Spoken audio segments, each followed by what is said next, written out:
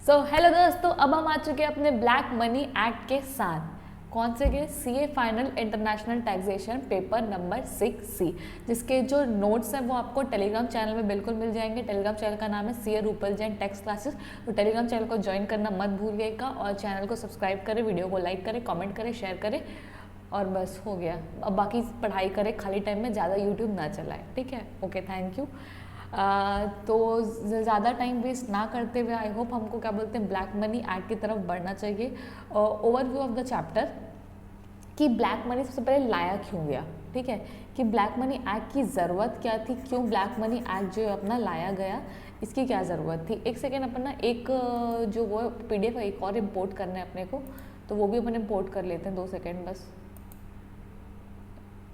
अब अपन बात करेंगे किसकी, चैप्टर नंबर 5। पहला क्या बोलता है, ओवरव्यू किसका, ब्लैक मनी का and imposition of tax law. कि पहले तो ब्लैक मनी है क्या, अपन किसको ब्लैक मनी बोलते हैं, हिंदी में अपन बोलते हैं काला धन। यस, तो आज आपको पता चलेगा कि एक्चुअल में जो ब्लैक मनी होता है वो ब्लैक कलर का नहीं होता है, जस्ट जो कि ठीक है। कुछ टाइप की जो इनकम है, मतलब ऐसे इनकम जिस पर टैक्स नहीं पे किया जाता है उसको ब्लैक मनी बोला जाता है। बस इस एक्ट के हिसाब से डेफिनेशन जो है वो और भी अलग है।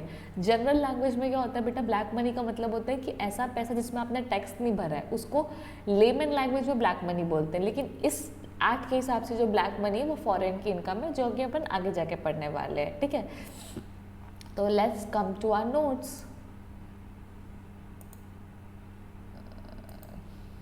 Yes, so we are back with the notes. ठीक है, जैसे कि हर बार मैं जो है वो इंट्रोडक्शन जो है आपका वो अलग डालूंगी, मतलब चैप्टर के सीक्वेंस के हिसाब से चलते हैं। तो इंट्रोडक्शन में ऐसा खास कुछ भी नहीं है। ठीक है, तो अब अपना स्टार्ट हो रहा है चैप्टर नंबर 5। चैप्टर नंबर 5 में आप आ जाओगे 5.1 में, तो ऐसा कुछ खास नहीं है। उसके बाद अपन बात करेंगे 5.2 की। बेटा ब्लैक मनी एक्ट जो आपका कब आया था, 2015 में आया था। 2015 ज़्यादा दूर नहीं है, मतलब कि 2000 मतलब ये एक्ट जो वो अभी आया, नया एक्ट आया। और ये कौन लेके आए बेटा, आपकी मोदी गवर्नमेंट लेके आई, क्योंकि 2014 में हमारी मोदी गवर्नमेंट आई और वो चाहे कि वो ब्लैक मनी के ऊपर से पर्दाफाश करे, लोगों का जो ब्लैक मनी वो बाहर आए और देश के डेवलपमेंट के लिए काम आए। इसीलिए अब बहुत ज़रूरी क्या, ब्लैक मनी से पर्दाफाश करना। ठीक है, तो अब ब्लैक मनी सबसे पहले तो होता क्या है ये जानना अपने को बहुत ज़रूरी है कि एक्चुअल में हम ब्लैक मनी बोलते किसको। तो ब्लैक मनी सबसे पहले आपका डिफाइन किया गया है। ठीक है, डिफाइन कहाँ किया गया है, तो डिफाइन किया गया है इसमें undisclosed foreign income and asset. मतलब कि आपकी ऐसी एसेट जो कि क्या है बेटा, अनडिस्क्लोज्ड है, लेकिन क्या है, फॉरेन की। मतलब फॉरेन की इनकम और फॉरेन की एसेट ही आपकी अनडिस्क्लोज्ड क्या है, ब्लैक मनी है। A total amount of undisclosed income or of an SSE from an source located outside India and the value of an undisclosed asset located outside India, क्योंकि India के बाहर located है। ठीक है, colour जो बहुत ज़्यादा डार्क हो जा रहा है, अपन कोई लाइट कलर के साथ लेते हैं। उसके बाद बात करते हैं अपन undisclosed asset located outside India. कि अनडिस्क्लोज्ड एसेट क्या होता है, जो कि इंडिया के बाहर लोकेटेड है। तो उसमें बात करते हैं an asset including financial interest and identity located outside India. मतलब फाइनेंशियल इंटरेस्ट का मतलब होता है कि आपने किसी कंपनी के शेयर परचेज किए हुए हैं बाहर में, तो उसको क्या बोलेंगे कि financial interest in any company. मतलब शेयर है, डिवेंचर है, कोई भी इंटरेस्ट है, मतलब उस कंपनी से आपका पैसा लगा हुआ और आपको कुछ मिलने वाला है, उसको बोलेंगे financial interest in any entity held by an SSC in his name और in respect of which he is a beneficial owner. या तो अपने अपने नाम पे लिया, या तो आप उसके क्या हो, बेनिफिशियल ओनर, मतलब नाम किसी और का, लेकिन अल्टीमेटली बेनिफिट जो है वो आपको खुद को मिल रहा है। ठीक है, फिर he has no explanation about the source of investment and such asset और explanation is given by him in the opinion of the seizing officer is unsatisfactory. अब जब वो आपने पूछे कि ये अनडिस्क्लोज्ड एसेट कहाँ से है, ये फॉरेन एसेट कहाँ से है, ये फॉरेन इनकम का है, तो आप तो कुछ भी क्या बोलते हैं अपने मन से कुछ भी दे रहे हो कि जादू में मिल गया, सपने में मिल गया, या लोग मेरे को गिफ्ट देके चले गए, या फ्री में देके चले गए, या मेरे को नहीं पता कहाँ से आ गया करके। तो ऐसे कुछ भी आए बाय कुछ भी बोलने लगे जो कि एकदम भरोसा करने के लायक ही नहीं है। ऐसी कुछ बातें आप बोल गए और असेसिंग ऑफिसर को लगा कि ये तो मेरे को पागल ही बना रहा है करके। ठीक है, मैं ही मिला हूँ इसको पागल बनाने के लिए। तो ये सब चीज़ें जो आपकी वो क्या हो जाएगी, अनडिस्क्लोज्ड एसेट जो कि आउटसाइड इंडिया लोकेटेड है। यहाँ पे आपको क्या बोलते हैं, undisclosed foreign income and asset, the total amount of जो ऐसी इनकम और ऐसे जिसका सोर्स इंडिया के बाहर है, फिर जो आपके नाम पे है, जो आपके नाम पे नहीं है, आप जिसके बेनिफिशियल ओनर हो और आपने जिसके बारे में वो से सही से नहीं बताया, तो वो सब अपन ले लेंगे किसमें, आपके अनडिस्क्लोज्ड इनकम और एसेट में। मतलब वो होगा आपका काला धन, ठीक है। मतलब फॉरेन की इनकम और फॉरेन का जो एसेट है वो क्या होगा बेटा, आपका काला धन। उसमें क्या करेंगे, अब गवर्नमेंट क्या लगाएगी बेटा, टैक्स लगाएगी। तो टैक्स कितना लगाएगी, अब सरकार बोलेगी टैक्स, तो क्या बोलेगा 30%, ज़्यादा नहीं, कितना लेंगे, सिर्फ 30%।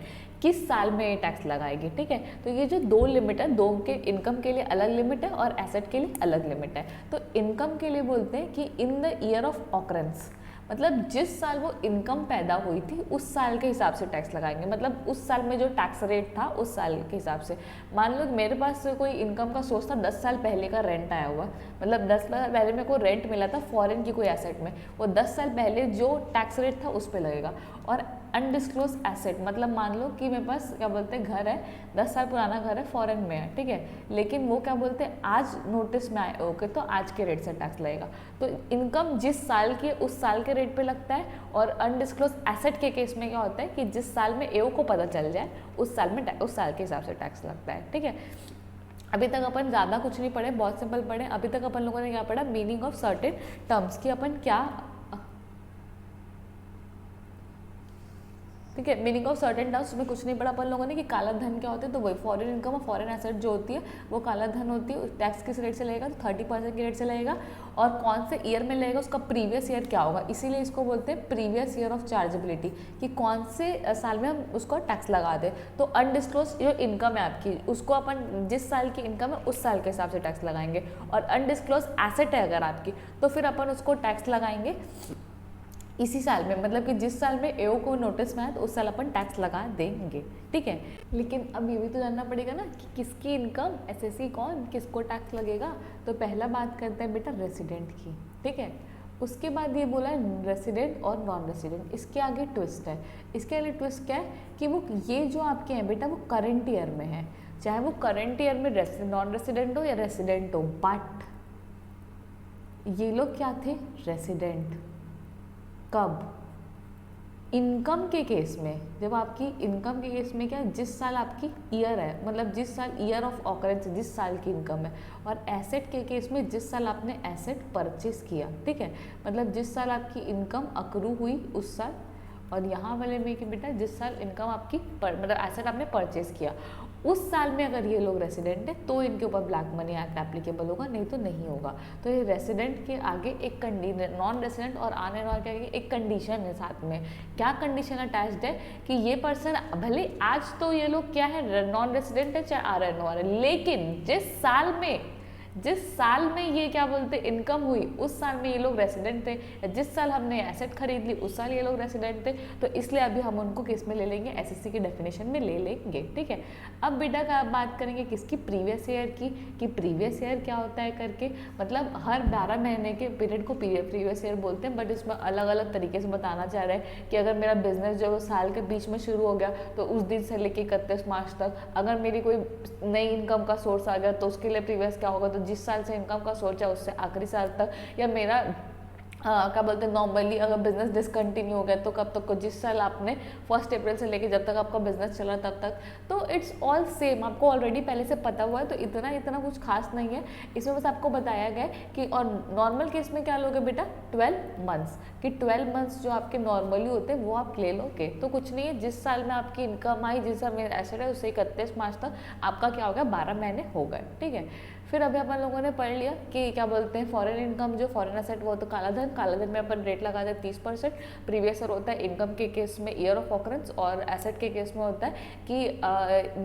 Year in which it comes to notice of AO, ठीक है। अब बात करेंगे किसकी, rate of conversion of currency, कि कन्वर्ट कौन से रेट से करोगे, कि जो तुमने फॉर एग्जाम्पल कि तुम्हारे पास क्या बेटा घर है, कहाँ है तुम्हारे पास घर, फॉरेन में तुमने एक घर ले लिया, या तुम्हारे पास एक घर है फॉरेन में, तो उसको इंडिया की करेंसी में अब खरीदा तुमने डॉलर में, अब फॉरेन में घर तुमने डॉलर में खरीदा, तो उसको इंडिया में कैसे कन्वर्ट करोगे, उसमें क्या वैल्यू लगेगा, तो उस बात कर रहे हैं। तो rate of conversion of currency for the valuation of asset को वैल्यू कैसे करोगे, तो अगर वैल्यूएशन डेट पे RBI का रेफरेंस रेट अवेलेबल है तो वो ले लोगे, और अवेलेबल नहीं है, और for example reference rate available है तो ठीक है, लेकिन उस करेंसी के लिए एप्लीकेबल नहीं है, लेकिन दूसरी करेंसी के लिए तो है ना। मतलब फॉर एग्जांपल कि क्या बोलते हैं, आपने जो है वो आपने घर खरीदा, बट आपने घर जो है बेटा वो पाउंड में खरीद लिया, ठीक है।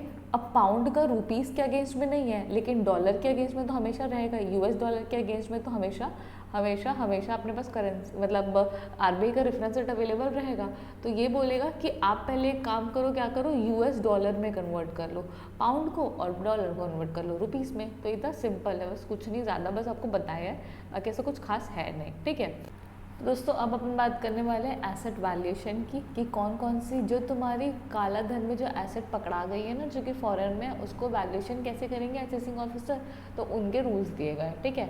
तो अब एसेट है तो उसमें तुम्हारा क्या पता कि सोने का सिक्का हो, बुलियन हो, ज्वेलरी हो, आर्कियोलॉजिकल कलेक्शन हो, तुम्हारे बड़े बड़े शौक हो, तुम्हारा ड्राइंग का शौक है, पेंटिंग का शौक हो, ऐसा, तो वो सब चीज़ें जो है अब तो मिल गई एओ को, तो एओ उसका वैल्यूएशन कैसे करेंगे, तो करेंगे पहला लेंगे आपका cost of acquisition, that is your purchase price, और दूसरा क्या बोलते हैं एफएमयू और the NRV on the valuation date, मतलब आज की डेट में। तो बेसिकली अपन बोलेंगे कि जो परचेज प्राइस और सेल प्राइस है विच एवर इज हायर, तो कॉमन सेंस वाली बात है, मोस्ट ऑफ द केसेज में बेटा सेल प्राइस ही हायर होती है, कभी भी परचेज प्राइस हायर नहीं होती है, ठीक है। और इसके लिए आप क्या कर सकते हो, फॉरेन गवर्नमेंट का भी वैल्यूएशन ले सकते हो। अब सबसे बड़ा फायदा क्या है ये ज्वेलरी वाले पॉइंट को याद करने का, इसके साथ हो जाते हैं फ्री में 4 पॉइंट कवर। पहला क्या बोलते हैं आपका unquoted share other than equity share, immovable property, और ये आपका एनी अदर वाला पॉइंट। 4 तो आपके ऐसे ही कवर हो, मतलब आपने एक याद किया और 3 आपको मुफ्त में मिल गए, वाह बहुत अच्छी बात है। फिर अब बात करेंगे अपन नेक्स्ट पॉइंट की, क्या बोलता है ये अनकोटेड शेयर्स एंड सिक्योरिटी, मतलब sorry coated share and security, मतलब कि आपका लिस्टेड शेयर्स की बात करें तो लिस्टेड शेयर के केस में क्या लोगे, पहला तो लोगे purchase price that is a cost of acquisition, और एवरेज लोगे वैल्यूएशन डेट पे ओपनिंग और क्लोजिंग वैल्यू का, ओपनिंग और आपकी जो क्लोजिंग वैल्यू है उसका क्या ले लोगे, एवरेज ले लोगे। अब जैसे हर लॉ में पढ़ते हैं कि उस दिन ट्रांजैक्शन नहीं हुआ होगा तो क्या करेंगे, तो भाई जिस दिन ट्रांजैक्शन हुआ है उस दिन का ले ले, एकदम ना इलॉजिकल वाली बातें बार बार लिख देते हैं ये लोग, हर लॉ में वही बात बार बार बताते रहते हैं, पर ठीक है हमको तो पता लग गया और हमको तो भाई आता है, तुम हमको मत बताओ, ठीक है। अब बात करेंगे किसकी, अनकोटेड शेयर और सिक्योरिटी की। अनकोटेड शेयर सिक्योरिटी में सबसे पहले आपका कॉस्ट ऑफ एक्विजिशन, फिर इसमें क्या लिखा हुआ है ए प्लस बी, ये थोड़ा इनअप्रोप्रिएटली दिख रहा है यहाँ पर, ये एक्चुअल में है a plus b minus l divided by p e into p v, ठीक है। इसका जो है ना अपन वो यहाँ से भी देख सकते हैं, अपने पास एक अपना मॉड्यूल है, मॉड्यूल पे दिया हुआ है, इसका जो डिटेल है मैंने उसको एक्चुअल में क्या है इसका मतलब होता है वो मैंने कवर नहीं किया, ठीक है। तो पहले बोलते हैं अपन किसकी बेटा, ए की बात करते हैं कि ए का मतलब क्या होता है, तो ए का मतलब होता है book value of all asset other than Boolean, मतलब कि जो तुम्हारी शौक वाली एसेट थी ना, जितनी भी, कि जितना तुम्हारा जो शौक था, ये शौक वाली एसेट जो तुमने पाल के रखी थी उसको छोड़ के, मतलब शौक वाली एसेट को फेयर मार्केट वैल्यू में लेते हैं, और उसके बाद जो बाकी जो एसेट्स हैं उनको अपन बुक वैल्यू में लेते हैं, वाह यार बहुत अच्छी बात है। तो जितनी भी आपकी बुलियन ज्वेलरी वाली एसेट है उसको किस में ले लोगे, फेयर मार्केट वैल्यू पे लोगे, और बाकी एसेट को किस में लोगे, बुक वैल्यू में लोगे, वाह यार। फिर ये सब बेटा जो तुम्हारी एक कैटेगरी वाली एसेट है, मतलब कि other than jewellery, drawing, painting, sculptures, Boolean, उसमें ना क्या क्या चीज़ें नहीं आएगी, या तो माइनस करना पड़ेगा आपको क्या, any amount of income tax paid, आपको इनकम टैक्स पेड ये सब, और इनकम टैक्स रिफंड। अगर फॉर एग्जांपल कोई बुलियन वगैरह आपका जो पकड़ा है उसमें आपने पहले टैक्स पे कर दिया तो वो सब माइनस हो जाएगा, ठीक है। फिर अमाउंट शोन एसेट अमाउंटाइज्ड कोई अनअमाउंटाइज्ड चीज़ें, तो वो सब चीज़ें आपको भी हटा देनी है, ठीक है। फिर फेयर मार्केट वैल्यू आपको लेनी, बी बोलते हैं फेयर मार्केट वैल्यू ले लो आपकी कितनी शॉप वाली जितनी भी एसेट्स है उनका, ठीक है। फिर बात करेंगे बेटा एल, एल का मतलब क्या होता है, लाइबिलिटी। लाइबिलिटी में ऑब्वियसली एक चीज़ कभी नहीं आती, क्या आपकी इक्विटी, मतलब इक्विटी शेयर होल्डर और उनका फंड जो है वो लाइबिलिटी में आता है क्या, वो लाइबिलिटी में कभी नहीं आता है, ठीक है। तो जो लाइबिलिटी है आपकी उसमें इक्विटी शेयर होल्डर फंड जो है वो कभी नहीं आता है, तो उसको अपन कभी भी नहीं लेंगे। तो वही बात करता है ये कि पेड अप शेयर कैपिटल हो, चाहे वो डिविडेंड टू प्रेफरेंस शेयर्स में, चाहे रिजर्व सरप्लस हो, या जितनी भी चीज़ें हैं जो कि आपके रिलेट करती है, प्लस ऐसी चीज़ें जो कभी अकाउंट्स में भी नहीं आती, या कंटिजेंट लाइबिलिटी को तुम अकाउंट्स में लेते हो नहीं लेते हो, लेते हो? क्या तुम अनसर्टेन लाइबिलिटी को अकाउंट्स में लेते हो? नहीं लेते हो। तो फिर इसमें क्यों लेंगे भाई? वो तो जब हम अकाउंट्स में ही नहीं लेते तो क्यों लेंगे हम टैक्स में? तो वो चीज़ें तो हमको ऐसे भी पहले से ही पता थी, तो वो चीज़ें हम सब नहीं लेंगे। तो अल्टीमेटली आपको उसका वैल्यूएशन निकालना है। अब दो चीज़ बची थी अपनी, एक तो पी बचा था और एक पीवी बचा था। अब जल्दी जल्दी हमको बता दो कि इसका मतलब क्या है, ठीक है। तो पीवी का मतलब है भैया total amount of paid up equity share capital, कि जितना आपका paid up equity share capital है as shown in the balance sheet, जितना बैलेंस शीट में दिया हुआ है, and paid up value of such equity share. PV का मतलब है आपका paid up value of equity share, और पी का मतलब है ये ई सब इक्विटी रिलेट कर सकते हैं कि इक्विटी जो है आपकी टोटल में बताएगा ये इक्विटी आपका कितना है टोटल में, पेड अप वैल्यू का बैलेंस शीट में कितना है करके, ठीक है। तो वो चीज़ आपको बता देनी है, चारों को फॉर्मूले में डालो आ जाएगा आंसर। फिर खुशी खुशी में नोट पैड बंद हो गया।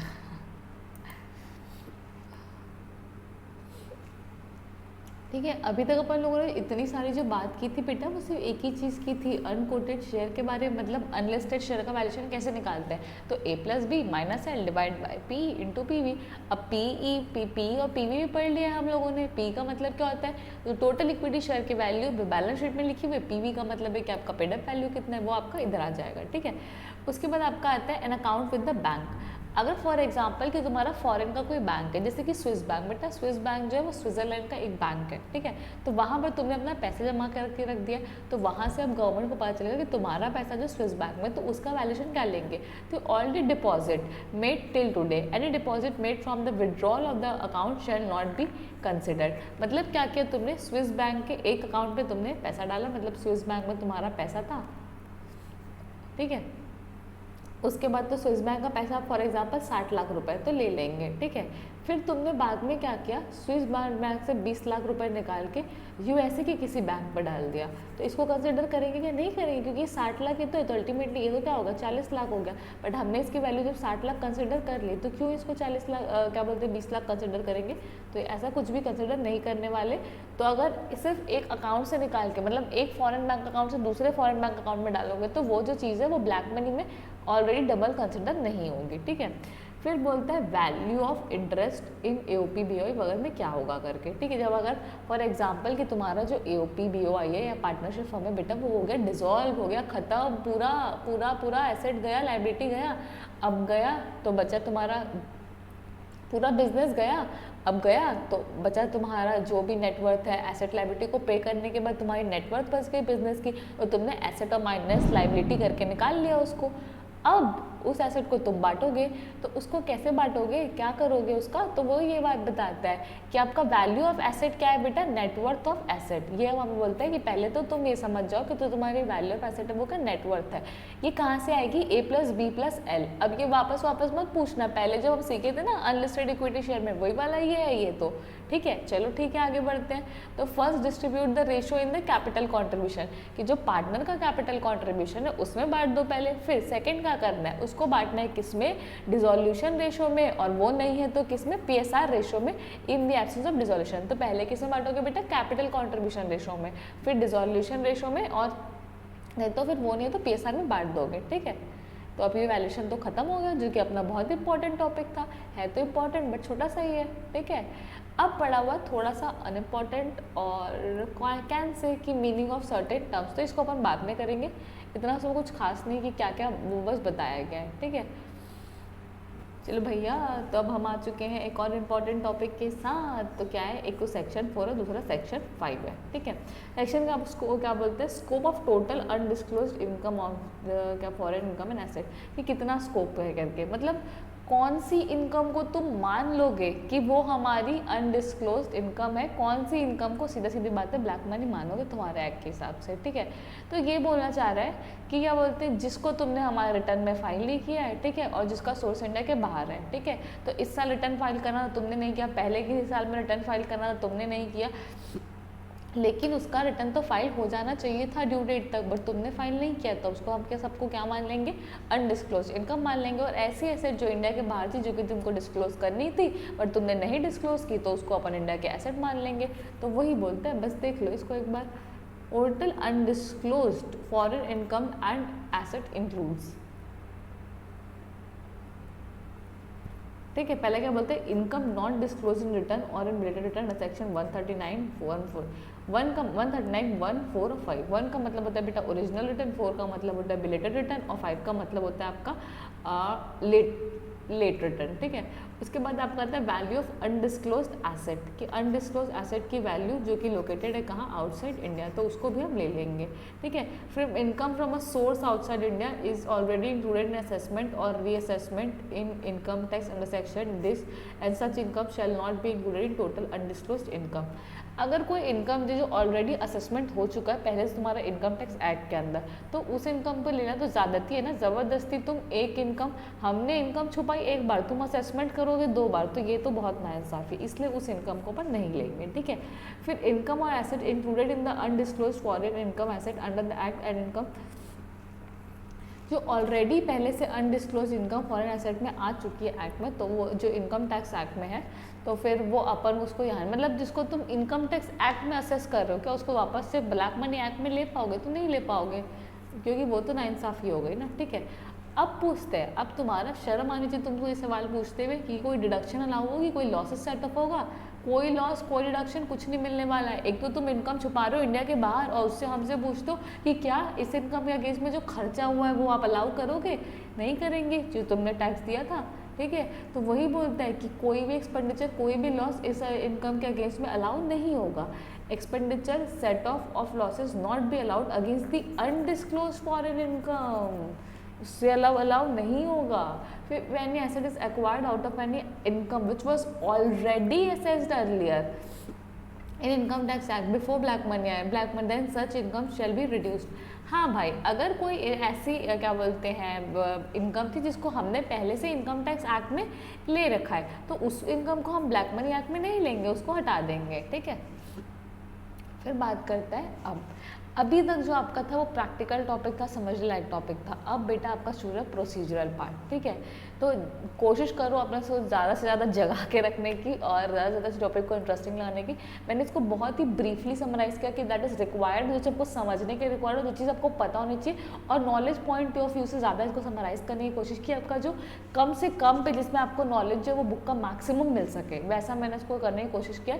तो आई होप कि ये जो नोट्स हैं आपको और जो मेरी मेहनत है वो बहुत ज़्यादा क्या बोलते हैं अच्छी लगेगी, और अच्छे से लगना तो उससे कोई बेटर नहीं, अच्छा लगना नहीं लगना काम आएगी आपको एग्जाम में, ऐसा मैं उम्मीद करती हूँ। ठीक है। तो अब शुरू हो जाते हैं अपन किसके साथ, अपने टैक्स मैनेजमेंट के साथ, जिसके लिए हम जाने जाते हैं, पहचाने जाते हैं, जो हमारी आन बान शान पहचान है। ठीक है। तो उसमें आ जाता है बेटा आपका procedural part, section 6 to section 40 किसका, ब्लैक मनी एक्ट का, कि ब्लैक मनी एक्ट में कैसे असेसमेंट होता है, इनकम टैक्स में कैसे होता है वो तो आप पढ़ लेते हो किसमें, इनकम टैक्स एक्ट में, तो ब्लैक मनी में कैसे होता है वो ब्लैक मनी एक्ट में पढ़ोगे। ठीक है। तो वो बात करते हैं। तो सबसे पहला पॉइंट बोलते हैं बेटा टैक्स अथॉरिटीज़, कि इसके लिए क्या अलग से अथॉरिटी बनाई जाएगी? नहीं, सरकार इतना खर्चा क्यों करेगी? जो तुम्हारी इनकम टैक्स डिपार्टमेंट है वही ब्लैक मनी को हैंडल करेगी। और इतने नॉलेजेबल लोग को लाओगे कहाँ से? इतने सारे लोग जो टैक्स पढ़ सकें, टैक्स का असेसमेंट कर सकें, ऐसे लोग तो है नहीं हमारे पास, और ना ही सरकार इतना खर्चा करेगी ब्लैक मनी वालों के ऊपर। तो जो हमारी इनकम टैक्स डिपार्टमेंट है वही तुम्हारी ब्लैक मनी की अथॉरिटी हो जाएगी। ठीक है। अब पूछते हैं चेंज ऑफ इनकम्बेंट, इसका मतलब क्या होता है? इसका मतलब ये होता है कि पहले जो तुम्हारा असेसमेंट चल रहा था वो lower level of income tax में चल रहा था, फिर वो प्रमोट होकर थोड़ा higher level of income tax में चला गया। तो हायर लेवल वाला क्या पूरा स्टार्टिंग से असेसमेंट करेगा, कि जहाँ पे पहले वाले ने छोड़ा वहीं से कंटिन्यू करेगा? तो वो बोलते हैं कि जहाँ पे पहले वाले ने छोड़ दिया वहाँ पे वो कंटिन्यू कर लेगा, कोई ज़रूरत नहीं उसको बार बार बाहर से जाने की। ठीक है। फिर बात करते हैं बेटा point number 3, powers regarding the discovery and production of evidence. ठीक है। कि अगर ये इनकम टैक्स में भी है सेम वही चीज़ कि आपकी सिविल पावर क्या है, एक तो आपका सिविल पावर बताएगा और पावर टू इम्पाउंड। पावर जो इम्पाउंड जो बेटा वो इम्पॉर्टेंट है। इम्पाउंड किस चीज़ का है? वो आपका बुक्स ऑफ अकाउंट्स का। बुक्स ऑफ अकाउंट्स का क्या कर रहे हैं अपन? इम्पाउंड मतलब कि उसको रोक रहे हैं, अपने पास रख रहे हैं, कब्जा कर रहे हैं, काइंड ऑफ जो बोलना है बोल लो, जब्त कर रहे हैं, बोल भी गुड वर्ड। ठीक है। तो इम्पाउंड कर रहे हैं तो उसका क्या पावर होगा? तो बोलते हैं नोट नंबर 1 देख लो, चलो देख लेते हैं क्या दिया है नोट नंबर 1 में। तो पावर ऑफ टैक्स अथॉरिटीज़, की टैक्स अथॉरिटीज़ के पावर है, सिविल कोड का पावर है जो हर बार रहता है इनकम टैक्स में, discovery and forcing the tenders of any person annexing him on and examining him on oath, compelling the production of books of accounts and other documents and issuing commissions. ठीक है, commissions क्या होता है बेटा, ऐसे जो notice होते हैं जिसमें ना सामने वाली पार्टी जो मतलब जिस पार्टी को इशू किए जा रहे हैं ना उसी को आना पड़ेगा और कोई और बंदा नहीं आता, तो उसको क्या बोलते हैं अपन, कमीशन बोलते हैं। ठीक है, commission is a kind of notice जिसमें आपको क्या बोलते हैं, अगर नोटिस आपको आ गई तो आप अपने सीए को, अपने और किसी पर्सन को, अपने कोई रिप्रेजेंटेटिव को, अपने भाई को, अपने बिजनेस, अपने दोस्त को, किसी को नहीं भेज सकते हो, आपको खुद ही जाना पड़ेगा। ठीक है, तो वो वाली बात करते हैं। इम्पाउंड का मतलब क्या होता है, तो इम्पाउंड का मतलब तो होता है जब्त। ठीक है, तो books of accounts and other documents produced before it may be impounded and retained in a custody, जो डिपार्टमेंट वालों के सामने जेब में रख के ले जा सकते हैं, मतलब कि उसको जब्त कर सकते हैं। ठीक है, अब मैम जेब में कैसे आएगी किताब, पेन ड्राइव में ले लो, आजकल तो डाटा रहता है। सिस्टम उठा के ले जा सकते हैं क्या? नहीं, अब ये क्वेश्चन है लोगों का कि क्या मैम सिस्टम उठा के ले जा सकते हैं क्या? बुक्स ऑफ अकाउंट्स को जब्त करना है बेटा, क्या बोलते हैं, किसी की एसेट जब्त करके नहीं लानी है। ठीक है, and authority below the rank of commissioner, कि जो कमिश्नर के रैंक के बिलो का है उसका, तो has a record reason before impounding. अगर कोई कमिश्नर के नीचे का, मतलब कमिश्नर से नीचे के लेवल का बंदा है, तो उसको क्या करना पड़ेगा, रीज़न रिकॉर्ड करनी पड़ेगी, क्योंकि उसके पास पावर नहीं है, छोटा है, कमिश्नर जो बड़ा आदमी है। ठीक है, तो ये कर सकता है मैक्स, और कस्टडी में कितने दिन रख सकता है commissioner, only with the approval of PCC, CC, PC and commissioner. ठीक है, मतलब कमिश्नर के जो नीचे लेवल वाला बंदा है वो बुक्स को रिटेन कर सकते हैं इन custody of more than 30 days only with the approval of. ठीक है, कि क्या बोलते हैं उसको, अप्रूवल लगेगा किसका, तो प्रिंसिपल का। पहले तो सबसे पहले होता है बेटा कमिश्नर, फिर होता है प्रिंसिपल कमिश्नर, फिर होता है चीफ कमिश्नर। इसको ना ऐसे समझो, सबसे पहले बात करते हैं कमिश्नर। कमिश्नर को बोलते हैं CIT, commissioner of income tax. फिर होता है एक, उसके आगे P लगा दो तो वो हो जाता है PCIT, मतलब principal commissioner of income tax. फिर इसका एक और भाई होता है CCIT, मतलब chief commissioner of income tax. फिर दूसरा भाई होता है PCCIT। ठीक है, तो पहले नंबर पे ये आएगा, फिर दूसरे नंबर पे ये आएंगे, फिर तीसरे नंबर पे ये आएंगे, फिर चौथे नंबर पे ये आएंगे। Principal chief commissioner income tax, C का मतलब होता है चीफ, P का मतलब होता है प्रिंसिपल। ठीक है, अब बात करें किसकी, पॉइंट नंबर 4 की, proceedings before tax authorities to be judicial proceeding. मतलब कि अगर तुम्हारे जो डिपार्टमेंट वाले उनके सामने जो प्रोसीडिंग हो रही है वो पूरी एकदम जज वाली, एकदम जुडिशियल वाली जो प्रोसीडिंग है उसको अपन मानेंगे जुडिशियल प्रोसीडिंग है। ऐसा तो इनकम टैक्स में भी होता था, तो वही बात है कि एंड, तो वही बोलता है and tax authority deem to be the civil court, और टैक्स अथॉरिटी को क्या मान लेंगे बेटा अपन, सिविल कोर्ट मान लेंगे। ठीक है, मतलब कि प्रोसीडिंग्स को क्या मानेंगे, जुडिशियल प्रोसीडिंग्स, और बाकी टैक्स अथॉरिटी को क्या मानेंगे, civil court. For section 193 punishment of false evidence, कौन कौन से सेक्शन के हो, तो 193 बोलते हैं पनिशमेंट ऑफ फॉल्स एविडेंस, 228 बोलते हैं इंटेंशनल इंसल्ट और interruption to public servant sitting in judicial proceedings. ठीक है, और एक आपका 196 भी है यहाँ पर। उसके बाद बात करते हैं किसकी, असेसमेंट की। असेसमेंट का प्रोसीजर जो एकदम फालतू है, सिर्फ पता नहीं बस एक बताने के लिए दिए, इतने टाइम से पढ़ा रहे इनकम टैक्स वाले, और पता नहीं इसको एक पेज बर्बाद करने के लिए क्यों दिया हुआ है आपके बुक में। ठीक है, पहले क्या बोलते हैं, हम नोटिस सर्व कर सकते हैं, फिर उसके बाद हम लोग को बीच में एक और पॉइंट है कि हम लोग को मन करेगा तो हम लोग एक और नोटिस भेज सकते हैं, अगर पहले वाले नोटिस का रिप्लाई नहीं किया, उसके बाद हम लोग इंक्वायरी कर सकते हैं, फिर हम लोग असेसमेंट करेंगे, फिर हम लोग बैचेस में असेसमेंट भी कर सकते हैं अगर उसके ग्राउंड सेटिस्फाई होगा, और किसी में कोई टाइम लिमिट मेंशन नहीं कि सिर्फ आपको प्रोसेस बताया, बस इतना ही है और कुछ भी नहीं है। ठीक है, तो इसको आप ऐसे फालतू मान के आगे भी बढ़ सकते हो। ठीक है, अब आएगा पॉइंट नंबर 6, क्या बोलता है, time limit for completion of assessment and reassessment.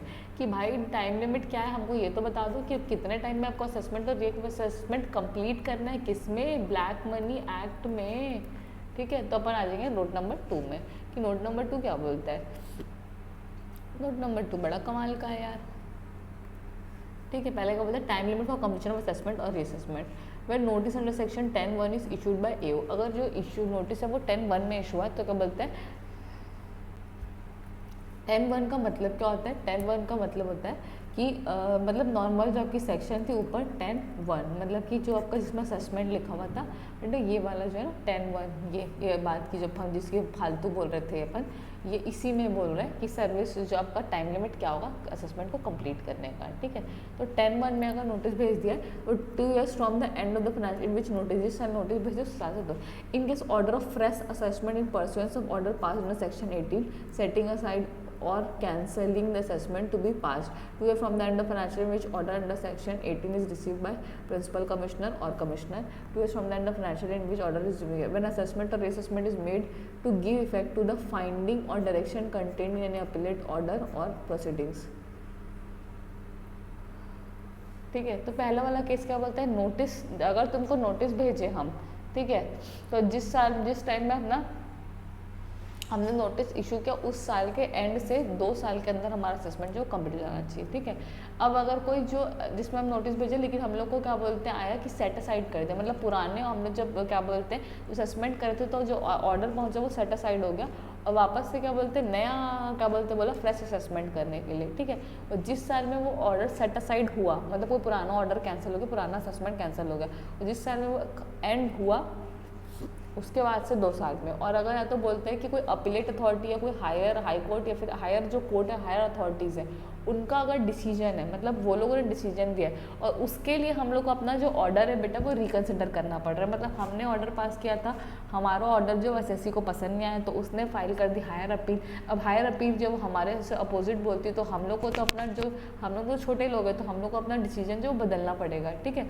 तो उस केस में 2 साल फ्रॉम द एंड, कुछ नहीं, टाइम लिमिट सबके सेम है, बस जो भी आपका ऑर्डर आया, जिस दिन नोटिस इशू है, जिस दिन का आपको कोई रीअसेसमेंट वगैरह करना है तो उस साल से आपका हो जाएगा, ठीक है।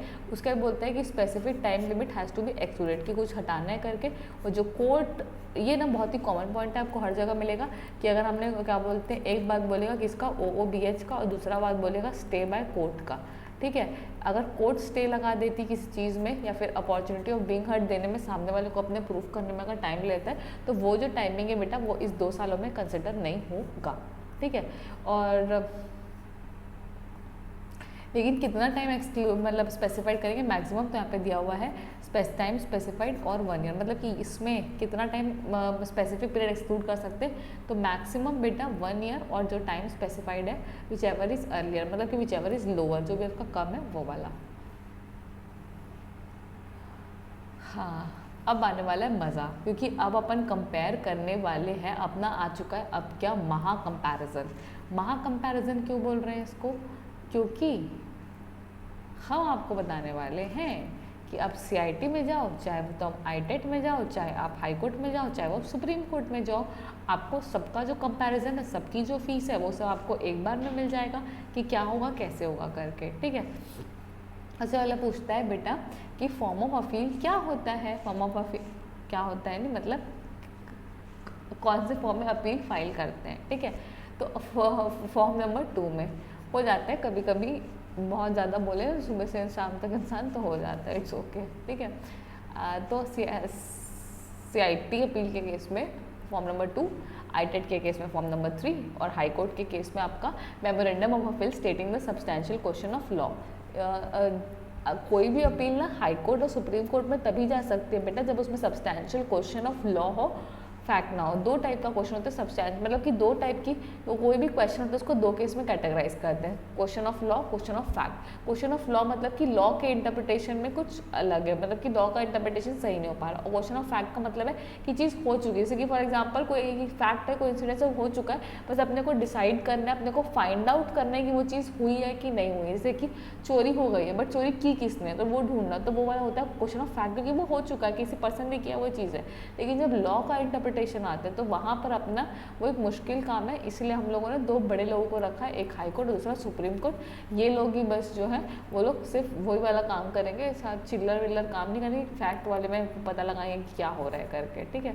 तो इनका काम है फैक्ट ऑफ लॉ पे जांच करना। उसके बाद फीस कितनी लगेगी, CIT में 10,000, के केस में 25,000 अगर SSC फाइल कर रहा है तो, और as per high court of respective state, high court जितना रिस्पेक्टिव स्टेट की बोलती है और अदर जितने भी ट्रिब्यूनल वगैरह एक्ट है तो उसमें जितना है, क्योंकि स्टेट का है ना, तो स्टेट का रिवेन्यू है तो स्टेट जितना बोलेगी उतना, ठीक है।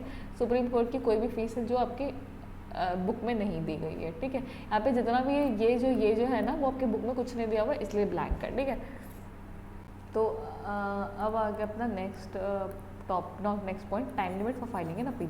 ये कितना टाइम है हमारे पास अपील फाइल करने के, तो बेटा 30 दिन है from the date of service of notice, कि जिस दिन तुमको नोटिस मिल गया उसे 30 दिन के अंदर तुम कर दोगे, ठीक है। और एनी अदर केस जब तुमको नोटिस नहीं मिला तो 30 दिन from the date on which the intimation of order sought to be appeal against इस सब को इंटीमेशन आया है कि क्या बोलते हैं, और किसी ऑर्डर का इंटीमेशन अगर आया है तो फिर उस चीज़ को क्या बोलते हैं, किसी ऑर्डर का इंटीमेशन आए तो फिर आप वो दे दोगे, ठीक है। उसके बाद बात करेंगे आईटेट में। तो आईटेट में कब तक, तो 60 days from the date on which the order is communicated to assessee और पीसीसीआईटी और सीआईटी।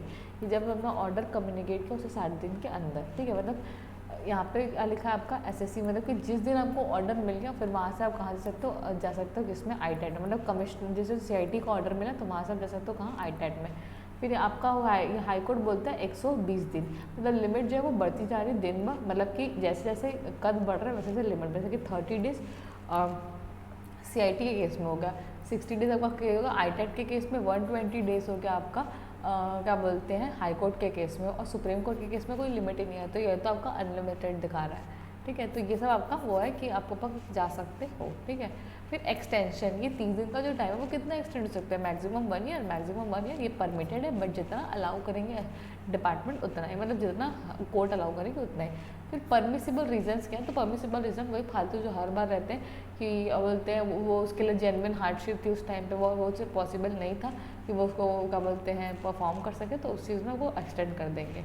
बात आती है किस चीज़ की, एप्लीकेंट की, कि कौन है, कौन वो लोग हैं, कौन है वो लोग, कहाँ से आते हैं जो कि फाइल कर सकते हैं अपील, ठीक है।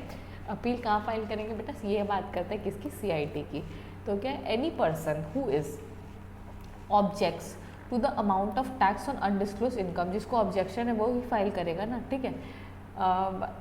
And asset for which the he is assessed by the assessing officer. फिर डिनाइज हिज लाइबिलिटी, जो बोलते हैं कि नहीं मेरी तो लाइबिलिटी नहीं है, टू द एक्ट, और ऑब्जेक्ट्स एनी पेनाल्टी, जिसको पेनाल्टी लगाई गई वो बोलते हैं कि मेरी पेनाल्टी नहीं है। Objects to the rectification order enhancing the assessment, कोई रेक्टिफिकेशन हो उसमें मेरी लाइबिलिटी बढ़ गई वापस से, ठीक है, तो वो वाला चीज़। और बाद में बोलता है object on refusing to allow the rectification claim made by the assessee, ठीक है। हाँ, क्या बोलते हैं तुमने क्लेम किया और रेक्टिफिकेशन के अगेंस्ट में अगर कुछ है तो वो सब केसेस में आप कहा सकते हो, जा सकते हो कहाँ, सीआईटी अपील में। तो सीधी बात है, कोई भी केस में अगर आपको दिक्कत है तो सीआईटी अपील में चले जाओ, ठीक है। उसके बाद तो जाके डिपार्टमेंट वालों को उंगली करो, है ना। फिर बात करते हैं किसकी बेटा, हाई कोर्ट की, कि हाई कोर्ट में कौन सा सकता है, तो सब सॉरी आईटेट की बात करते हैं। तो आईटेट में कौन जाएगा, जो इसके नीचे लेवल के बंदे जब परेशान करेंगे आपको तो आप बड़े लेवल में जाओगे, तो जब सारे डिपार्टमेंट वाले जब तुमको परेशान करेंगे तो तुम किस में चल जाओगे, आईटेट में चल जाओगे, क्योंकि आईटेट जो वो कोर्ट है किसकी, इनकम टैक्स डिपार्टमेंट की, इनकम टैक्स डिपार्टमेंट की कोर्ट कौन है, आईटेट, ठीक है।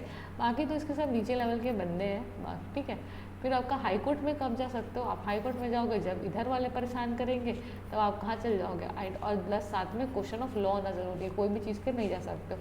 और सुप्रीम कोर्ट में जब जाओगे, जब हाई कोर्ट का जज बोलेगा कि इस केस को ले जाओ, हाँ ये केस जो दमदार केस है, लगता है कि अपन इसको सुप्रीम कोर्ट में भेज सकते हैं, तो उस केस को लेकर अपन सुप्रीम कोर्ट में जाएंगे, बाकी केस में अपन नहीं जाने वाले हैं, ठीक है।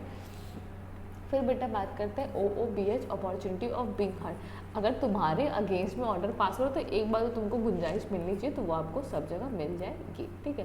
फिर बात करते हैं कि मिसलेनियस प्रोविजन अगर कुछ अलग से हैं क्या आपके केस में, तो यहाँ पर बोलते हैं कि जब आपको क्या बोलते हैं सीआईटी में अपील फाइल करनी है, तो उससे पहले अगर आपका जो एओ का, मतलब से छोटा कौन है बेटा, एओ है, ठीक है। तो जो तुम्हारा एओ है उसने जो ऑर्डर पास किया होगा उसमें कुछ इंटरेस्ट होगा, कुछ पेनाल्टी होगी, उसको पटाओ पहले, उसके बाद फिर तुम सीआईटी अपील में फाइल कर दो, ठीक है। उसके बाद नेक्स्ट क्या बोलते हैं, एक बात करता है मैं फोमो की, फोमो शॉर्ट फॉर्म अपन लोगों ने बनाया, it's not fear of missing right, it's form of memorandum of cross objection, कि किसका क्रॉस ऑब्जेक्शन का मतलब कोई पार्टी है, फॉर एग्जांपल कि कोई पार्टी है, फिर कोई डिपार्टमेंट, पार्टी या डिपार्टमेंट कहाँ चला गया, आईटैट में चला गया, ठीक है। आईटैट में तुम्हारी तरफ केस फाइल कर दिया, तो तुमने क्या किया, तुम भी उसके केस में केस फाइल कर दोगे, तो तुम क्या फाइल करोगे बेटा, FOMO, form of memorandum of cross objection, मतलब किसी पार्टी ने अगर केस फाइल कर दिया है, पार्टी कोई भी हो सकती है, चाहे वो एसएससी हो चाहे वो डिपार्टमेंट हो, ठीक है, तो उसके ऑब्जेक्शन में तुम्हें क्या बोलते हो, उसके अगेंस्ट में केस फाइल कर दो, तो उसको अपन क्या बोलेंगे, फोमो बोल देंगे, ठीक है। फिर अपन अपना नोट नंबर 3 कंप्लीट हो चुका है। नोट नंबर 3 में अपनी बहुत सारी चीज़ें जो वो कंप्लीट हो गई है, ठीक है। नोट नंबर 3 में अपना ये सब चीज़ें जो कंप्लीट हो चुकी है। अब अपन पहले इधर का पढ़ ली कि नोटिस ऑफ डिमांड, डिमांड मतलब कि बेटा पेनाल्टी वेनाल्टी या टैक्स वैक्स जो क्या बोलते हैं डिपार्टमेंट वालों को लेना है ना, ठीक है। तो वो उसके लिए एक नोटिस इशू करते हैं कि इतना टैक्स भरो भैया, तो उसको बोलते हैं डिमांड। ऐसी नोटिस डिपार्टमेंट की तरफ से अगर आपको आई है कि इतना टैक्स भरना है आपको डिपार्टमेंट में, तो उसको क्या बोलेंगे अपन, डिमांड बोलते हैं, ठीक है। तो नोटिस ऑफ डिमांड किस में देंगे, फॉर्म नंबर 1 में सर्व करेंगे। फिर no bar on direct assessment और रिकवरी। अगर आपको डायरेक्ट असेसमेंट अगर किसी को क्या बोलते हैं डायरेक्ट असेसमेंट करना है किसमें, अनडिस्क्लोज्ड इनकम पे, या क्या बोलते हैं रिकवरी उसी चीज़ की, तो उसके ऊपर कोई दिक्कत नहीं, आप कर सकते हो, ठीक है। मतलब एक्ट में कोई दिक्कत नहीं है। उसके बाद होता है अपील टू CIT, ये अपन पढ़ चुके हैं, बट इसमें एक बोलते हैं कि एप्लीकेशन आपका फॉर्म नंबर 2 में फीस जो है आपकी 10,000, लिमिट 30 days प्लस 30 days। ये किसकी बात करते हैं, अपील किसकी, CIT अपील की, जो कि वापस से आपका रिपीट होगा नीचे, ठीक है। तो फिर नोट नंबर 4, फिर पावर्स ऑफ CIT, ये जो है आपका वो इसका नीचे दिया हुआ है नोट नंबर 4 में, तो अपन उसको रिफ़र करना है। उसके बाद ये भी आपका नोट नंबर 5 और 6, तो सब अपने नोट में ही चलते हैं। अब अपन किसकी बात करेंगे, नोट नंबर 4 की, मतलब पावर्स ऑफ कमिश्नर अपील्स की। जो CIT अपील है उसके पावर क्या क्या ये भी तो पता लगे। तो पहले क्या बोलते हैं, ऑर्डर ऑफ असेसमेंट, मतलब कि जो CIT अपील है वो किसी के ऊपर भी असेसमेंट कर सकती है। तो असेसमेंट को क्या कर सकती है, कन्फर्म कर सकती है, मतलब AO ने जो असेसमेंट किया है उसको कन्फर्म कर सकती है, रिड्यूस कर सकती है, एनहांस कर सकती है, और एन्यूल द असेसमेंट उसको एन्यूल कर सकती है, ठीक है। ऑर्डर इम्पोजिंग पेनाल्टी, वो पेनाल्टी को ऑर्डर भी लगा सकती है, ठीक है। तो पावर टू कन्फर्म, हाँ, और उसको कंफर्म भी कर सकती है, कैंसिल भी कर सकती है, और vary such either to enhance or reduce or penalty, मतलब कि असेसमेंट जो हो चुके हैं पहले के उसको भी कंफर्म कर सकती है, एनहांस कर सकती है, रिड्यूस कर सकती है। पेनाल्टी भी जो हो चुकी है उसको कंफर्म कर सकती है, एनहांस कर सकती है, रिड्यूस कर सकती है। वही चीज़ को बोल रहा है कौन, मतलब अगर AO ने कुछ काम किया है तो CIT वाला जो है उसको सब कुछ कर सकता है, ठीक है। उसके बाद बात करते हैं restriction on power of commissioner appeals की। क्या रेस्ट्रिक्शन है उसके पास, power to enhance an assessment और penalty can be exercised only after giving an appellant an opportunity of being heard. हाँ, सामने वाले को बेटा ये कोई रेस्ट्रिक्शन है नहीं, बस खास लिखा हुआ है ऐसे ही कि सामने वाले को एक बार अपॉर्चुनिटी ऑफ बीइंग हर्ड दे दो, तो वो तो देना ही चाहिए, उतना तो जनरल है, ठीक है।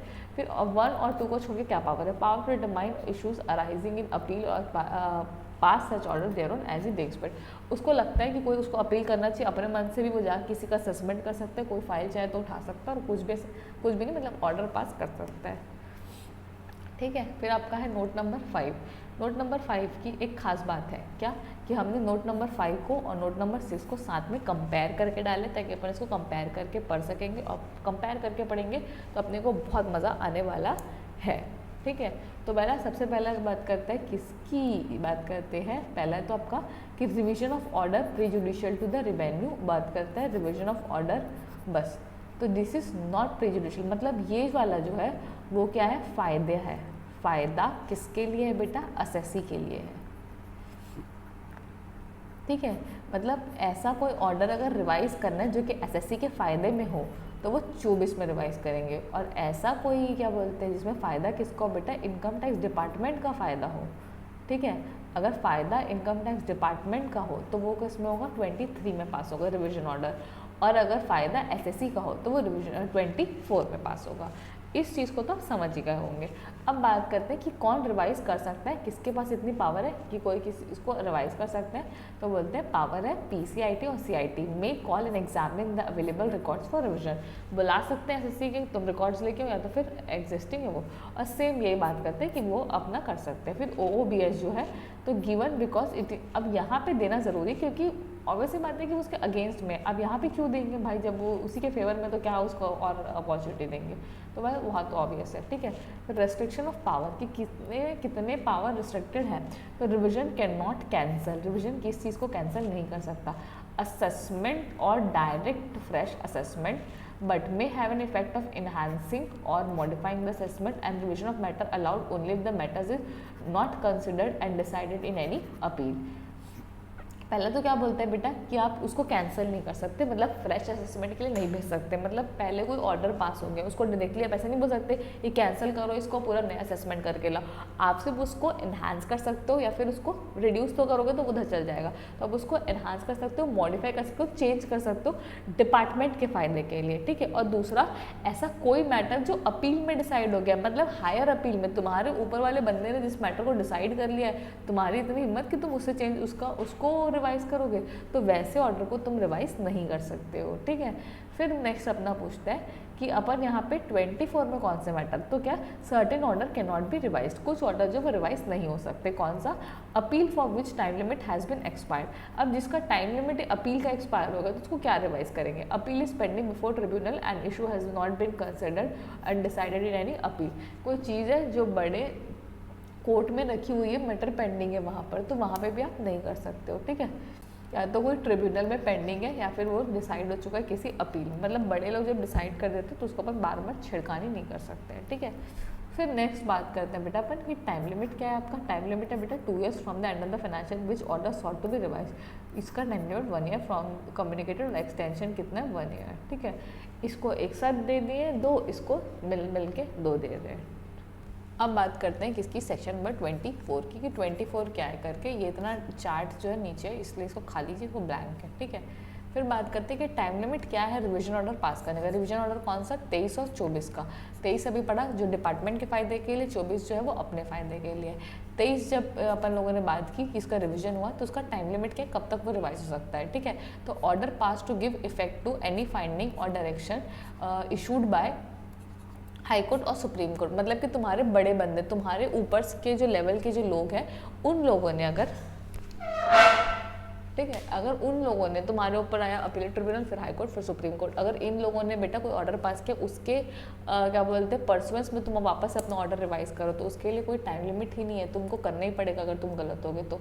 बाकी अदर ऑर्डर्स के केस में टाइम लिमिट है 2 years from the end of the financial. आपका जब क्या बोलते हैं, जिसमें आपको जिस साल में आपको रिवाइज करना था, जिस ऑर्डर पास किया उसके साल के 2 साल के अंदर, उस साल खत्म होने के बाद, ठीक है। फिर बात करते हैं दूसरा 24 के अदर ऑर्डर्स क्या हो सकते हैं। तो एप्लीकेशन जहाँ एसएससी कर रहे हैं तो 1 year from the end of the financial year जहाँ पर उसने एप्लीकेशन किया, और कमिश्नर अगर सुओ मोटो कर रहे हैं तो 1 year from the date of order, जब उसने ऑर्डर पास किया। Period to be excluded in computing the time limit, की कौन सा पीरियड एक्सक्लूड कर देंगे। तो time taken for opportunity of being heard. दूसरा अगर कि अगर कोर्ट वर्ड बोलती है कि उतना टाइम के लिए रोक दो प्रोसीडिंग को, तो उसके लिए अपन हटा देंगे, ठीक है। अब बात करेंगे अपन किसकी, रिकवरी ऑफ टैक्स ड्यूज, जो कि बहुत ही ईजी है, आपको नॉर्मली बस बताएगा कि इस केस में क्या होगा, ऐसा क्या होगा, और जनरली इन जनरल आपको ये बातें पता होंगी, बट फिर भी एक बार बुक में दिया है तो आपको जानना जरूरी है।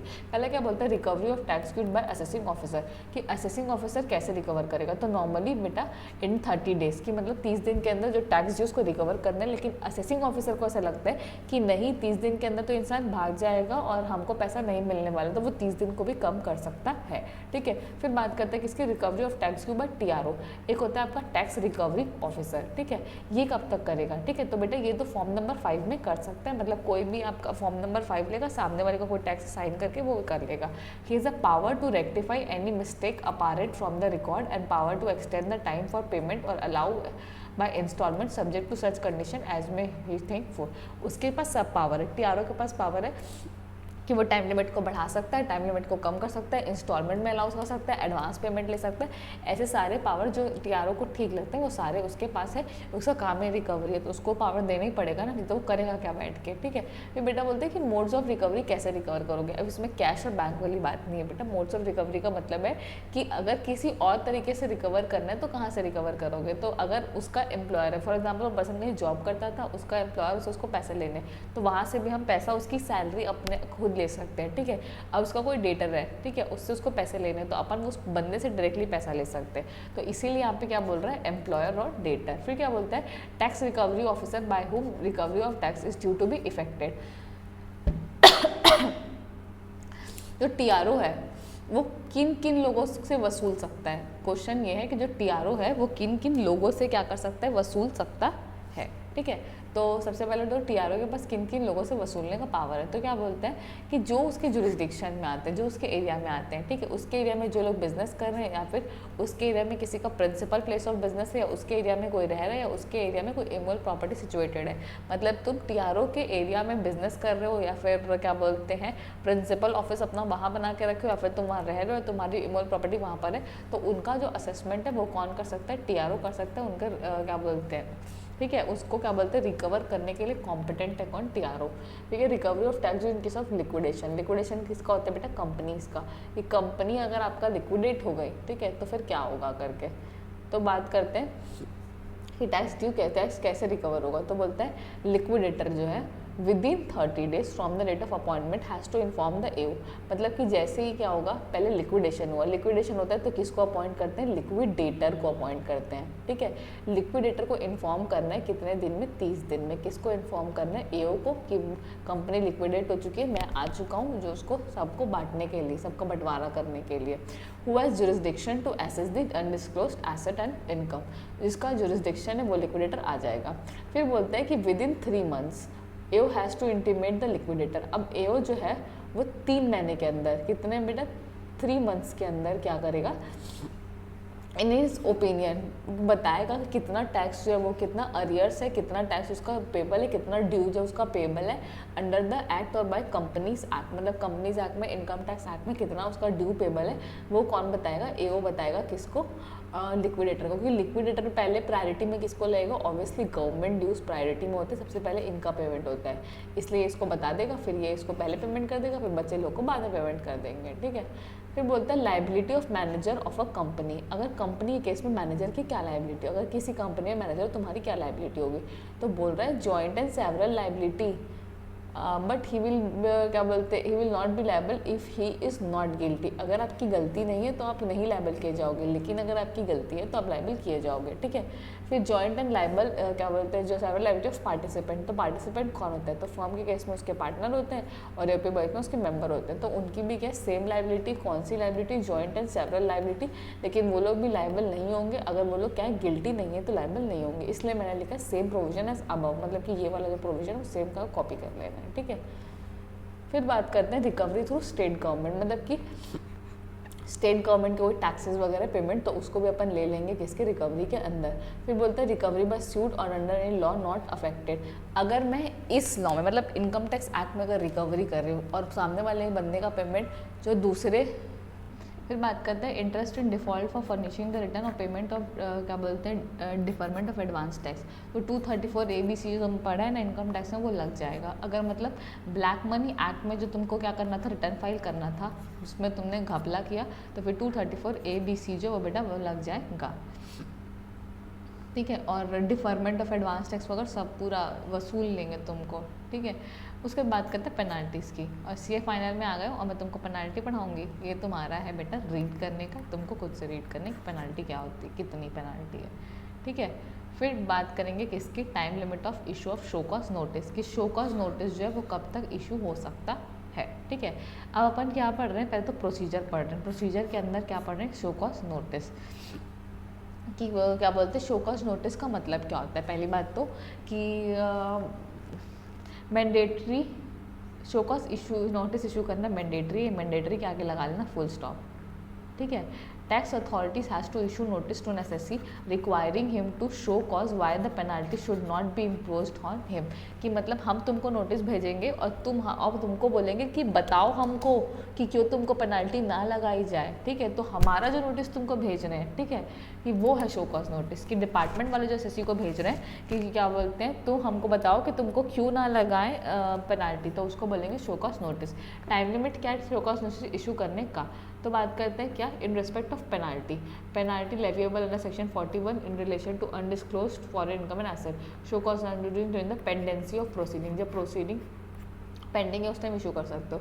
इन respect penalty for other default namely failure to answer question, sign, छोटी छोटी बातें अगर कुछ है विदाउट रीजनेबल कॉस्ट, लेकिन ज़्यादा छोटी भी नहीं, मतलब विदाउट रीजनेबल कॉस्ट तुमने क्या, with in period of 3 years from the end of the financial year in which the default is commit, जब तो डिफॉल्ट कमिट किया उसे 3 साल के अंदर तुमको दे देंगे, ठीक है। फिर अपॉर्चुनिटी ऑफ बीइंग हर्ट, तो ऑब्वियसली वो तो हर जगह मिलेगा ही तुमको, ठीक है। फिर बोलता है कि पेनाल्टी की बात करेंगे, तो तुमने कुछ घपला किया तो बेटा पेनाल्टी तो लगेगी ना, तो prior approval of joint commissioner and joint director, penalty कितनी लग सकती है, मोर देन 1 की 5 लाख की penalty. Tax authority levying the penalty in the rank of tax income tax officer, tax authority penalties in the rank of assistant commissioner, deputy commissioner, assistant commissioner और deputy director. ये लोग जो है penalty 5 lakh के ऊपर की लगा सकते हैं, ये लोग जो है वो पेनाल्टी जो है वो 1 लाख के ऊपर की लगा सकते हैं।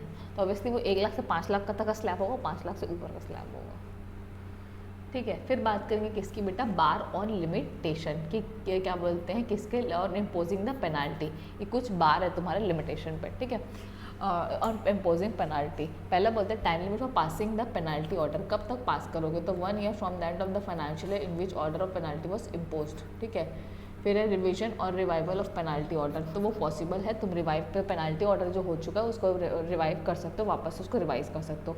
टाइम लिमिट फॉर रिवीजन कब तक करोगे, 6 months from the end of the month in which order was pass, 6 महीने from end of the month. Period to be excluded, तो वही हमेशा OOBH वाला और ये वाला, ठीक है। फिर एक चीज़ तुम्हारे लिए और है बेटा, वो ऑफर पेनाल्टी जो यहाँ पे दी हुई है चैप्टर के अंदर, ठीक है। फिर बात करेंगे अपन सेक्शन नंबर 56 के बारे में कि सेक्शन नंबर 56 क्या बोलता है, ठीक है।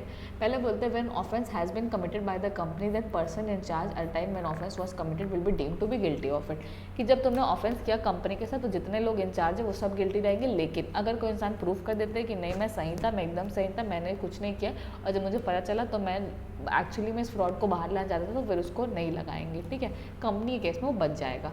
फिर बोलते हैं मीनिंग ऑफ सर्टेन टर्म्स, तो बोलते हैं बॉडी कॉर्पोरेट का मतलब क्या है, तो अनइनकॉर्पोरेट बॉडी सब आ जाएगा, HUF HF सब आ जाएगा, और फर्म के मतलब डायरेक्टर पार्टनर है, और AOP का मतलब है उसमें डायरेक्टर हो जाएंगे कंपनी, मतलब ये जो ऑफेंस है वो सबके ऊपर है, सिर्फ कंपनी के लिए नहीं सबके ऊपर एप्लीकेबल है, ठीक है। फिर बात करते हैं जनरल प्रोविजंस की, जनरल प्रोविजन क्या होते हैं, तो पहला बोलते हैं agreement with foreign country specified territory section 7, ये जो DDW में है कि फॉरेन यहाँ की जो कंट्री की गवर्नमेंट है फॉरेन गवर्नमेंट के साथ एंटर कर सकती है एग्रीमेंट, ताकि वो लॉज बना सके, इन्फॉर्मेशन को एक्सचेंज कर सके, तो वो सब DW वाली बातें, तो वो इससे वो पहला पॉइंट है, ठीक है। फिर बोलते हैं सर्विस ऑफ नोटिस, कि बेटा कब तक नोटिस सर्व होगा जनरली, तो यहाँ बोलते हैं सेक्शन 74 रीड विद रूल 14। तो पहला बोलता है आपका पोस्ट और approve courier service manner provided in CPC, दोनों के केस में address for communication, address available in PAN और database of SSC, address available in return furnished under IT act और which communication relates, address available in last return और furnished in IT act, address in register office available in MCA website, कहाँ पे भेजना है तुमको, तो पहले communication address में वो नहीं मिला तो ये, वो नहीं मिला तो ये, वो नहीं मिला तो ये, उसकी बात कर रहे हैं, ठीक है। फिर electronic record any other means including fax, email for communication, और वो फिर ईमेल एड्रेस कब, फिर उसको ये नहीं मिला तो ये, फिर नहीं तो ये, फिर ये, वो चीज़ बोल रहे हैं कि यहाँ पे आपको कर देना है, ठीक है। फिर बात करेंगे अपन किसकी, ऑथेंटिकेशन, तो ये आज इंपॉर्टेंट टॉपिक है, ध्यान से। Authentication of notice and other documents, तो मीन्स जो आप नोटिस भेज रहे हो उसको ना मतलब कि डिपार्टमेंट वाले ने नोटिस भेजा है तो गुमनाम नोटिस नहीं होगा, वो जिस अथॉरिटी ने भेजा है, चाहे कमिश्नर भेजे, चाहे आईटेट भेजे, चाहे कोई भी भेजे, तो उसको अपना बेटा नाम, नेम, सील वो देना पड़ेगा, तो उसको क्या बोलते हैं बेटा ऑथेंटिकेशन, कि ऑथेंटिकेशन आपको देना पड़ेगा, प्रिंटेड और स्टैम्प कुछ भी, उससे कोई फ़र्क नहीं पड़ता है, ठीक है। फिर notice not to be valid in certain cases, की notice to be valid, sorry notice क्या बोलते हैं, notice deem to be valid, कि अगर नोटिस लेट भी गया होगा, टाइम लिमिट के बाद भी गया होगा तो भी वैलिड हो जाएगा। कैसे वैलिड हो जाएगा भाई, तुमको नोटिस किया, तुमने टाइम लिमिट चेक नहीं किया, रिस्पॉन्स कर दिया, सामने वाले को क्या बोलते हैं सपोर्ट कर दिया, इंक्वायरी में आंसर दे दिया, उसके बाद में जब असेसमेंट होगा उसको बता के बोलते हो क्या तुम्हारा जो क्या बोलते हैं नोटिस इनवैलिड था, तो उसको फिर इनवैलिड नहीं मानेंगे, वैलिड मानेंगे। लेकिन अगर तुम्हारा असेसमेंट कंप्लीट नहीं हो, उससे पहले तुमने बोल दिया कि तो इनवैलिड नोटिस है और क्या बोलते हैं, तो फिर उस केस में जो नोटिस है वो क्या हो जाएगा बेटा, इनवैलिड हो जाएगा, ठीक है। फिर नेक्स्ट बात करते हैं अपन appearance by approved valuer in case of valuation of asset और ऑथराइज्ड रिप्रेजेंटेटिव और अदर केसेस, कि जब तुम्हारा कौन आएगा, तुम्हारा ऑथराइज रिप्रेजेंटेटिव है वो भी आ सकता है किसी केस में, इंक्वायरी के केस में। तो पहला बोलता है तुम्हारा अप्रूव्ड वैल्यूअर, ठीक है। तो अप्रूव्ड वैल्यूअर जो है, अप्रूव्ड वैल्यूअर, ठीक है, तो अप्रूव्ड वैल्यूअर जो है वो अप्रूव्ड वैल्यूअर जो है, ठीक है, तो अप्रूव्ड वैल्यूअर जो है तुम्हारा जो भी है, ठीक है, तो सॉरी कौन तुम्हारे में ऑथराइज रिप्रेजेंटेटिव बन सकता है, तो वैल्यूएशन के केस में तुम्हारा अप्रूव वैल्यूअर वो भी बन सकता है, नहीं तो बाकी जो लोग हैं वो भी बन सकते हैं। तो ये हमें मीनिंग दिया हुआ है किसका, ऑथराइज रिप्रेजेंटेटिव का, तो जो आपसे रिलेटेड है या फिर ऑफिसर है, शेड्यूल बैंक का, लीगल प्रैक्टिशनर, अकाउंटेंट है, इसमें बात करेंगे अपन CA की, person was passed accountancy examination on behalf of CBDT, अच्छा, और एक्वायर्ड डिग्री इन कॉमर्स, तो ये सब तुम्हारे ऑथराइज रिप्रेजेंटेटिव बन सकते हैं, ठीक है। फिर राउंडिंग ऑफ जो होगी वो कितनी होगी, तो राउंडिंग ऑफ होगी बेटा तुम्हारी नियरेस्ट टू ₹100, लेकिन अगर क्या बोलते हैं कोई अमाउंट पेबल और अंडर दिस एक्ट, तो फिर वो राउंड ऑफ होगा किस में, तुम्हारे 10 रुपीज़ के मल्टीपल में, ठीक है। फिर नोट बोलता है कि फॉर दिस पर्पस, अगर किसी में अगर तुम्हारा 0.5 पैसा या फिर पैसे में, तो पैसे को कैसे राउंड ऑफ करेंगे, तो 50 पैसे ज़्यादा है तो ऊपर राउंड, 50 से कम है तो नीचे राउंड ऑफ करेंगे, और ये बात हमको पहले से पता थी, ठीक है। फिर क्या बोलता है बेटा, cognizance of an offence. Cognizance का मतलब होता है कि पैसा दे के अपनी जेल को कम करा लेना, ठीक है। तो a court inferior to that of metropolitan magistrate और magistrate of first class can not try the offence under this act. मतलब कि ये जो कोर्ट है वो लोग जो है वो कॉग्निजेंस ट्राई नहीं कर सकते, इसके अंदर जो है आपका कोई भी चीज़ जो है वो ट्राई नहीं कर सकती, उसके ऊपर के लोग कर सकते हैं। मतलब assessment not to be invalid in case of mistake, defect or omission. अगर तुम असेसमेंट कर रहे हो, उसमें कोई नोटिस में डिफेक्ट आ गया या कुछ ओमिशन हो गया है, कुछ गलती से कुछ और लिखा गया, उसके कारण तुम्हारा असेसमेंट जो है वो इनवैलिड नहीं होगा। मतलब नोटिस में कुछ गलत चला गया है, कुछ गलत प्रिंट हो गया है और तुम बाकी चीज़ सही कर रहे हो, ठीक है, लेकिन गलती से प्रिंट हो गया, गलत कुछ हो गया, तो उसमें तुम्हारा असेसमेंट जो है वो इनवैलिड नहीं होगा, ठीक है। फिर बात करते हैं bar on suit in civil code. No prosecution और सूट और other proceeding shall lie against the officer anything done intended to be good faith, ठीक है। भाई सरकारी बंदों को बचाना बहुत ज़रूरी है। अगर कोई पर्सन गुड फेथ में अगर कोई चीज़ को जब्त कर लेता है, कुछ भी कर लेता है और बाद में वो चीज़ गलत हो जाती है, मतलब कि कुछ भी चीज़ करता है, तो उसके लिए से कोई जेल नहीं होगी, कोई भी कुछ नहीं होगा, ठीक है। फिर income tax paper to be available for the purpose of this act. तो भाई तुम्हारे तो हम भाई हैं कौन, ब्लैक मनी और इनकम टैक्स। तो इनकम टैक्स के सारे पेपर अवेलेबल है ब्लैक मनी का असेसमेंट करने के लिए। लोग बहुत दिन से इनकम टैक्स में असेसमेंट नहीं कर पाए थे, मतलब नया एक्ट ला के करते हैं करके, ठीक है। फिर बोलते हैं कुछ सेक्शन जो है वो इनकम टैक्स वाले भी ब्लैक मनी में लग जाएंगे। तो ये दी गई लिस्ट की लिस्ट वाले ये सब सेक्शन कहाँ लग जाएंगे बेटा, ब्लैक मनी में लग जाएंगे, ठीक है। फिर बात है पावर टू मेक रूल्स, कि आपका पावर सेंट्रल गवर्नमेंट पावर है कि वो रिमूव कर सकती है, मेक बना सकती है, और कुछ अमेंडमेंट कुछ खास नहीं, ऐसा कुछ दिया हुआ नहीं है, ठीक है। So here we are completing our PMLA not PMLA, it's black money chapter हम यहाँ पे क्या कर रहे हैं, कंप्लीट कर रहे हैं। Thank you so much. I hope ये लेक्चर आपको बहुत पसंद आया होगा। मैंने अपनी पूरी मेहनत लगा दी है और थैंक यू सो मच।